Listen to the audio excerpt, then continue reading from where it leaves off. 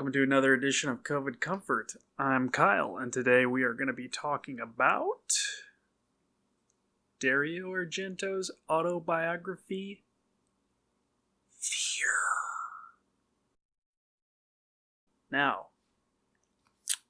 I am a big Argento fan, hence the purchase of said autobiography.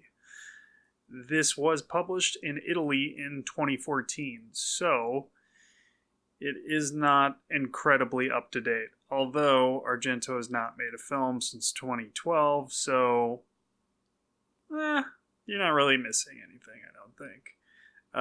However, it was published in 2019 in English by FAB Press, and it's translated by Alan Jones, the film critic. Works a lot with Fright Fest. And I would say it's a pretty enjoyable read. If you're either an Argento fan or kind of a cinephile of horror or Italian films or that kind of thing. It's a super easy read. It was a good one to pick up and put down. Every chapter is like 2 to 4 pages. And obviously it's not a narrative, it's just this film, that film, different periods of his life. So it's I find it's always enjoyable to read books like that. It's easy to just pick it up, put it down. I almost get through it faster for whatever reason because it's easier to read because I'm a child. I don't know. One of those things, or all of those things. I found it pretty interesting, being an Argento fan, to hear that a lot of the stuff in his films maybe was inspired by places he visited as a child, that he later decided to use as locations for certain films, or different bits and pieces from his life that he transmuted into his films. Which obviously, being a creator, anyone's creative process to me is pretty fascinating. But it's a little bit more interesting with someone like Argento, just because being those details I think are less known to us in the States.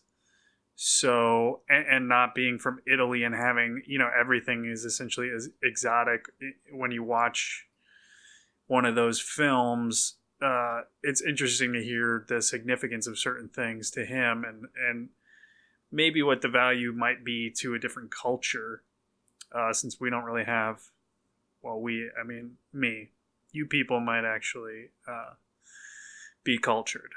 I've never been to Italy, so I don't know jack squat, but I want to go when this is all over.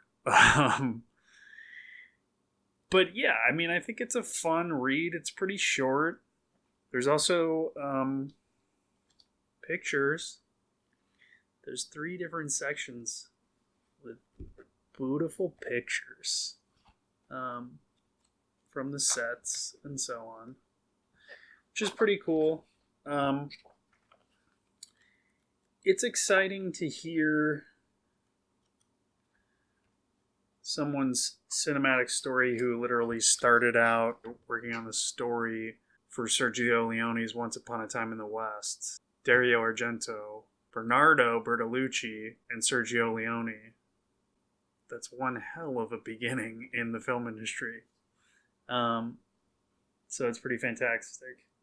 It's also, I don't know if it's the translation from Italian, but he just seems like a quaint, nice Italian man, which he probably is.